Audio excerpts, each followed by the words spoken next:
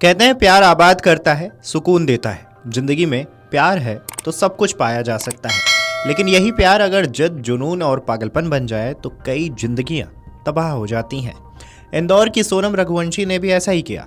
किसी भी तरह अपने प्यार को पाने की उसकी जिद ने सिर्फ राजा की हत्या नहीं की, बल्कि 6 परिवारों के सपनों को कुचल दिया।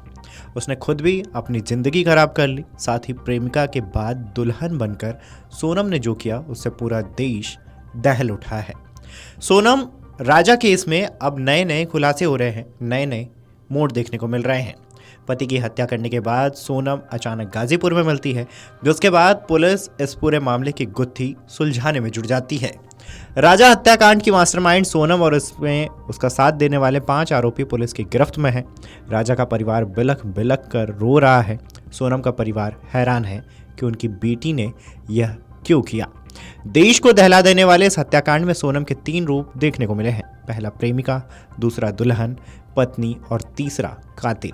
सोनम रघुवंशी के पिता देवी सिंह रघुवंशी की इंदौर में प्लाईवुड की फर्म है। आरोपी राज कुशवाहा यहाँ अकाउंट संभालने का काम करता था। वही सोनम भी अपने पिता के साथ हाथ बटाती थी। राज सोनम से करीबन 5 साल छोटा था। वह सोनम को दीदी कहकर बुलाता था। आरोपी राज ने फर्म में करीबन 5-6 महीने पहले ही नौकरी शुरू की थी। यही राज और सोनम की पहली मुलाकात हुई थी। सोनम भी पिता के काम में हाथ बटाती थी, तो उसका भी रोज आना जाना था। इस कारण से उसकी राज से बातचीत होती रहती थी। धीरे धीरे दोनों में दोस्ती हो गई, बाद में प्यार में बदल गई। कई मीडिया रिपोर्ट्स में दावा किया जा रहा है कि सोनम और राज के प्रेम प्रसंग की जानकारी परिवार को भी थी। उसने परिवार से साफ कहा था कि वह राज से शादी करना चाहती है, हालांकि परिवार इसके लिए तैयार नहीं था। बहरहाल इस बीच राजा और सोनम की शादी हुई।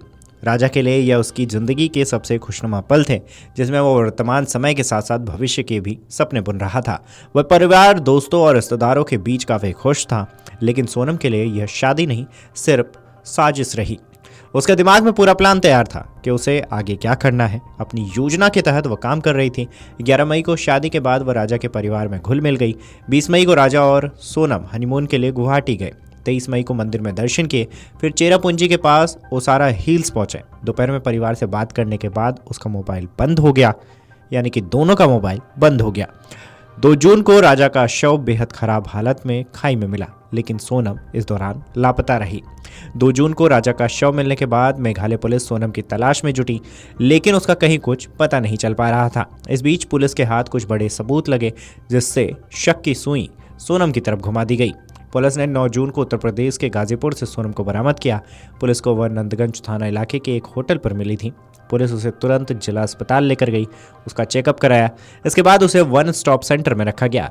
इस दिन पुलिस ने दावा किया कि सोनम ने ही अपने पति राजा की हत्या कराई थी। 9 जून को ही पुलिस ने राजा हत्याकांड में शामिल 3 आरोपियों को मध्य प्रदेश से गिरफ्तार किया। इसके बाद से जो जानकारी सामने आई, उससे पूरा देश हिल गया। पुलिस ने बताया कि राज कुशवाहा से प्रेम प्रसंग के चलते सोनम ने राजा की हत्या कराई थी। अब तक इस मामले में सोनम समेत कुल 5 आरोपियों को गिरफ्तार किया जा चुका है। 3 आरोपी राज कुशवाहा, विशाल चौहान और आकाश राजपूत को इंदौर और आनंद कुर्मी को सागर जिले से बीना से पकड़ा गया है। वहीं हत्याकांड की मास्टरमाइंड मानी जाने वाली सोनम गाजीपुर से पकड़ी गई है। मेघालय पुलिस ने बुधवार को सभी आरोपियों को कोर्ट में पेश किया। पुलिस ने पूछताछ के लिए आरोपियों की रिमांड मांगी। वहीं इस बीच डीजीपी ने बड़ा खुलासा करते हुए इस मामले को नया मोड़ दिया है। वीडियो डेस्क अमरउजाला.com। अगर आप ये वीडियो YouTube पर देख रहे हैं तो हमारे चैनल को सब्सक्राइब कर बेल आइकन दबाएं, और Facebook पर देख रहे हैं तो हमारे पेज को लाइक करें।